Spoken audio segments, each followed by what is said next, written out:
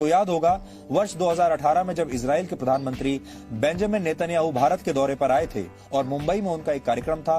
उस कार्यक्रम में आमिर खान, सलमान खान और शाहरुख खान नहीं गए थे। फिल्म इंडस्ट्री में जो मुस्लिम कलाकार आते थे उन्हें अपना नाम बदलना पड़ जाता था और वो मुस्लिम कलाकार हिंदू नाम रखते थे, इस डर की वजह से कि शायद जो हिंदू व्यूअर हैं या जो दर्शक हैं वो उन्हें ज्यादा स्वीकार करेंगे। आमिर खान की बात करेंगे जिन्हें भारत में तो बहुत डर लगता है, लेकिन टर्की जैसे कट्टर इस्लामिक देश में और टर्की जैसे भारत विरोधी देश में उन्हें वहां के हालात बहुत अच्छे लगते हैं। वहां उन्हें बड़ी गर्व की अनुभूति होती है। 2 दिन पहले आमिर खान टर्की के राष्ट्रपति की पत्नी से मुलाकात की है और अपनी नई फिल्म पर उनके साथ चर्चा भी की है और यही मुलाकात अब विवादों में आ गई है। इस मुलाकात के बाद उनकी काफी आलोचना हो रही है। आमिर खान देश के बड़े कलाकार हैं और आप सब लोग आमिर खान की फिल्में अपनी गाड़ी कमाई का पैसा खर्च करके देखने के लिए जाते हैं थिएटर्स में या घर में। टर्की के राष्ट्रपति और उनकी पत्नी अगर उन्हें अपने घर पर बुलाते हैं चाय पीने के लिए, उनके साथ बातें करते हैं, उन्हें बहुत बड़ा सम्मान देते हैं, कलाकार मानते हैं उन्हें बहुत बड़ा, ये क्यों है? ये इसलिए है क्योंकि सबसे पहले ये सम्मान आमिर खान को इस देश के लोगों ने, उनके अपने देश यानी भारत के लोगों ने उन्हें इतना सम्मान दिया है, उन्हें इतना बड़ा कलाकार बनाया है कि आज वो इस काबिल हो पाए कि टर्की के राष्ट्रपति के घर में उनकी एंट्री हो सके।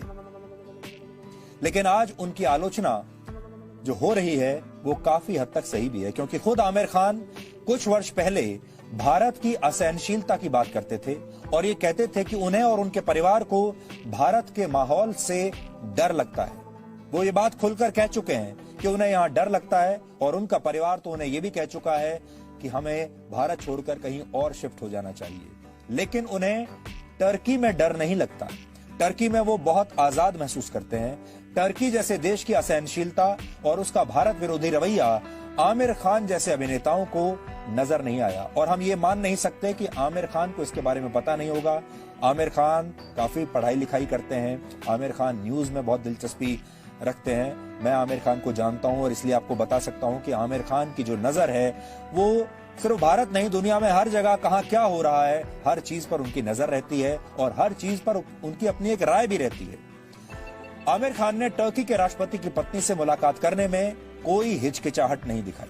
वैसे तो कोई भी सेलिब्रिटी, कोई भी कलाकार, एक्टर किसी से भी मिल सकता है, इसकी पूरी छूट है और आमिर खान जैसे अभिनेता किसी के हिसाब से चलने के लिए बाध्य भी नहीं। हम ये नहीं कह रहे कि वो अपनी कोई भी मुलाकात से पहले हमसे पूछेंगे या किसी की इजाजत लेंगे, इसकी कोई जरूरत नहीं है। लेकिन उन्हें यह भी देखना होगा कि सार्वजनिक जीवन में कहीं उनके दोहरे मापदंड दुनिया को साफ साफ दिखाई तो नहीं दे रहे हैं, क्योंकि यही आमिर खान कहते थे कि भारत बहुत असहनशील हो गया है और यही आमिर खान अब टर्की जैसे देश की असहनशीलता को पूरी तरह भुलाकर वहां के राष्ट्रपति की पत्नी के साथ मुलाकात कर रहे हैं, चाय पी रहे हैं। जबकि ये दुनिया जानती है कि कैसे टर्की में वहां के राष्ट्रपति रेचेप तैयप अर्दोआन की तानाशाही खुलकर चल रही है और जिस तानाशाही ने टर्की को एक सेक्युलर देश से कट्टर इस्लामिक और असहनशील देश बना दिया है। एक जमाने में टर्की को सेक्युलर देश माना जाता था, धर्मनिरपेक्ष देश माना जाता था, लेकिन अब बिल्कुल नहीं। अब टर्की को एक कट्टरपंथी देश माना जाता है और हैरानी इस बात की होती है कि भारत को लेकर आमिर खान बड़ी आसानी से कह देते हैं कि यहां असहनशीलता बढ़ रही है, लेकिन टर्की में जाकर ये करते हैं। ये भी दुनिया जानती है कि टर्की कैसे भारत का हमेशा विरोध करता रहा है। कश्मीर पर विरोध किया है टर्की ने हमेशा भारत का और हमेशा पाकिस्तान का समर्थन किया है। फिर भी आमिर खान को यह सब दिखाई नहीं दिया, यानी आमिर खान आज एक ऐसे परिवार के साथ मिल रहे हैं जो पाकिस्तान का समर्थक है और भारत का विरोधी है। 2015 में आमिर खान ने भारत की असहनशीलता पर एक बहुत बड़ा बयान दिया था। उस समय इस बयान को सब जगह रिपोर्ट किया गया था, लोग हैरान हो गए थे। ये हम उन्हें आज फिर से याद दिलाना चाहते हैं। तब उन्होंने यहां तक कह दिया था कि भारत के माहौल में उनका परिवार देश छोड़कर जाने के बारे में भी विचार कर रहा था। 2015 में एक पुरस्कार समारोह था, वहां आमिर खान ने क्या कहा था, पहले आपको ये सुनना चाहिए। Do I agree with that? I also feel that there is a sense of insecurity, there is a sense of fear, there is a sense of more than there was earlier. earlier? Yeah, I think in the last maybe 6 months, 8 months, there has been a growing sense of despondency, I would say. I mean, when I sit at home and talk to Kiran, Kiran and I have lived all our lives in India. For the first time, Kiran says, should we move out of India? Now, that's a disastrous and very big statement for Kiran to make to me. She fears for her child. She fears for, what the atmosphere around us will be. She feels scared to open the newspapers every day. So that does indicate that there is a sense of growing disquiet. It's a sense of growing despondency. Apart from alarm, there's one part of it is alarm. There's another part you feel depressed. You feel low. You feel, why is this happening? So that sense does exist in me, to be quite honest. Yeah. तो आमिर खान अंग्रेजी में बात कर रहे हैं और कह रहे हैं कि जब वो कहते हैं you feel depressed, you feel low, यानी वो डिप्रेस्ड फील करते हैं, वो लो फील करते हैं जब वो भारत में रहते हैं। उन्होंने अपनी पत्नी के बारे में कहा कि उनकी पत्नी किरण वो अपने बच्चे को और अपने बच्चे की सुरक्षा को लेकर डर रही हैं और उनकी पत्नी ने पहली बार उनसे ये कहा कि क्या हमें भारत छोड़कर चले जाना चाहिए, क्योंकि आमिर खान और उनकी पत्नी को ये लगता है कि जब वो सुबह सुबह अखबार खोलकर पढ़ते हैं तो उन्हें डर लगता है। लेकिन अब हैरानी की बात यह है कि 5 साल पहले आमिर खान को इस देश में, भारत में डर लग रहा था, उसी भारत में जहां के लोगों ने आमिर खान को इतना बड़ा स्टार बनाया है, जहां के लोगों ने लाइनों में लगकर उनकी फिल्म की टिकट खरीदकर उन्हें यहां तक पहुंचाया है और उन्हें ऐसा लगता है कि उनके बच्चों की जान भी यहां पर खतरे में है। लेकिन टर्की में जो तानाशाही चल रही है वहां उन्हें कोई डर नहीं लगता। टर्की में जो कट्टरपंथी ताकतें इस समय वहां पर रूल कर रही हैं, उससे उन्हें कोई आपत्ति नहीं। भारत के असहनशील होने की बात खुलकर कही। मैं भी वहीं बैठा हुआ था क्योंकि थोड़ी देर पहले मुझे ये पुरस्कार मिला था और आमिर खान ये सारी बातें कहते चले जा रहे थे। काफी देर तक मैं चुप रहा और मैं सुनता रहा। सबसे बड़ी बात यह है कि जब वो सब कह रहे थे, उस हॉल में जितने भी लोग बैठे थे, किसी ने भी आमिर खान के इस बयान का विरोध नहीं किया। लेकिन कुछ देर के बाद मुझसे रहा नहीं गया और मैंने फिर उनसे सवाल पूछा और मैंने उनसे यह कहा कि आप 2 अलग अलग घटनाओं पर अपनी सुविधा के हिसाब से प्रतिक्रिया क्यों दे रहे हैं। यह वो समय था जब आपको याद होगा उत्तर प्रदेश के दादरी में अखलाक नाम के एक व्यक्ति की हत्या कर दी गई थी और उसके बाद अवार्ड वापसी गैंग बहुत सक्रिय हो गया था और पूरे देश को असहनशील बताया जा रहा था। और दूसरी तरफ जब उसी समय जम्मू कश्मीर में सेना के जवान शहीद हो रहे थे क्योंकि बॉर्डर के पार से, एलओसी के पार से पाकिस्तानी आतंकवादी हमारे देश में घुस रहे थे, उस पर कोई बात नहीं कर रहा था। जब आतंकवादी हमारे देश में घुसकर लोगों को मार रहे हैं, यहां तक कि आतंकवादी मुंबई में भी पहुंच गए थे, वहां भी उन्होंने लोगों को मारा, लेकिन तब आमिर खान को डर नहीं लगा था। और मैंने आमिर खान से यही पूछा कि आखिर इस तरह के दोहरे मापदंड वो क्यों अपना रहे। हमने हाल में 2 बड़े इंसिडेंट्स देखे, एक दादरी और एक जम्मू कश्मीर में हाल ही में कर्नल संतोष महादिक, वो शहीद हुए थे।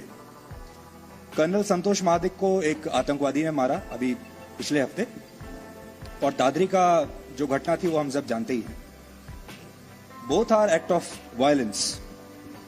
उसके बाद भी जिस तरीके से देश रिएक्ट करता है, पॉलिटिकल सिस्टम रिएक्ट करता है, हमारा सिस्टम रिएक्ट करता है, वो अलग अलग क्यों है। अगर असहनशीलता की बात करनी है तो दादरी में हम देखते हैं असहनशीलता पर बहस छिड़ जाती है और लोग अपने अवार्ड्स वापस करते हैं। लेकिन एक और जो आर्मी का अफसर है, कर्नल है, जब वो मारा जाता है तो बहुत सारे पॉलिटिशियंस यहां बैठे हैं, दादरी में तकरीबन सभी लोग पहुंचे थे, लेकिन कर्नल महादिक के घर पर सातारा में सिर्फ एक रक्षा मंत्री पहुंचे थे, बाकी कोई नहीं पहुंचा।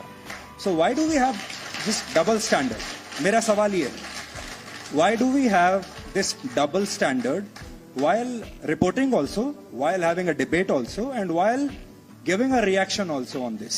That's my question. Yeah, well, it's unfortunate. I think it's really unfortunate because every act of terror and every act of violence is to be condemned, and every act of terror and violence is to be condemned with the same ferocity. Unfortunately, as human beings, a lot of us do have double standards. A lot of us who don't have double standards most of the time sometimes have double standards. Human beings are complex creatures. That's the truth of the matter. I hope and wish that we could be like machines and we could be kind of calibrated into ये बहुत सम्मान करते हैं, उनकी acting पूरे देश को अच्छी लगती है, उनकी वो अच्छी फिल्में बनाते हैं। लेकिन अपने ही देश में आमिर खान को तब डर लगता था, जो देश सच्चे अर्थ में धर्मनिरपेक्ष है, लोकतांत्रिक देश है, जहां कलाकार को किसी जाति या धर्म के चश्मे से नहीं देखा जाता, जहां हिंदू बहुसंख्यक समाज में भी एक मुस्लिम होने की वजह से किसी कलाकार के काम, उसकी निजी जिंदगी और उसके करियर में आगे बढ़ने की संभावनाओं पर कोई असर नहीं पड़ता। आज दौलत और शोहरत के जिस मुकाम पर खड़े हैं, वो इसी देश के करोड़ों धर्मनिरपेक्ष लोगों की वजह से है, जो उनकी फिल्में देखने के लिए जाते हैं। और एक बार भी इस देश के लोगों ने कभी ये नहीं सोचा कि वो हिंदू हीरो की फिल्म देख रहे हैं, हिंदू कलाकार की फिल्म देख रहे हैं या फिर मुस्लिम कलाकार की फिल्म देख रहे हैं। और आपको ये भी याद होगा कि एक जमाना हमारे देश में ऐसा था 1940 में, 1950 में, जब इसी हिंदी फिल्म इंडस्ट्री में जो मुस्लिम कलाकार आते थे, उन्हें अपना नाम बदलना पड़ जाता था और वो मुस्लिम कलाकार हिंदू नाम रखते थे, इस डर की वजह से कि शायद जो हिंदू व्यूअर हैं या जो दर्शक हैं वो उन्हें ज्यादा स्वीकार करेंगे। सबसे बड़ा उदाहरण दिलीप कुमार का है।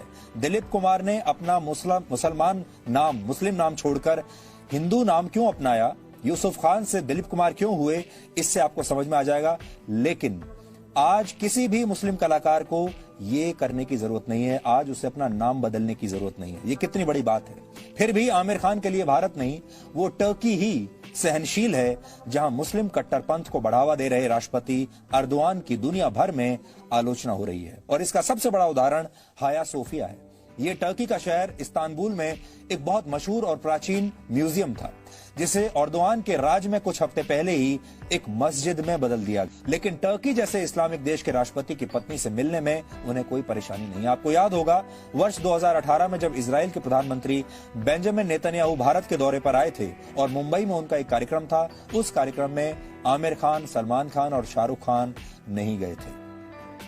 कोई भी व्यक्ति देश से बड़ा नहीं होता, फिर चाहे वो फिल्मी कलाकार हो या फिर कोई और। दुनिया में ऐसे बहुत देश हैं जहां आमिर खान अपनी फिल्म की शूटिंग कर सकते थे, लेकिन उन्होंने टर्की को चुना, जबकि टर्की का भारत विरोधी चरित्र सब जानते हैं। टर्की उन गिने चुने देशों में है जो अक्सर भारत विरोधी बातें करता है। टर्की हमेशा पाकिस्तान का समर्थन करता रहा है और उसके भारत विरोधी दुष्प्रचार को बढ़ावा देता है। पाकिस्तान की आतंकवादी गतिविधियों का भी दुनिया के हर मंच पर टर्की हर बार बचाव करता आया है। और हमारे देश के जो सुपरस्टार हैं वो टर्की में जाकर टर्की में शूटिंग भी करते हैं और टर्की के शाही खानदान से भी मिलते हैं।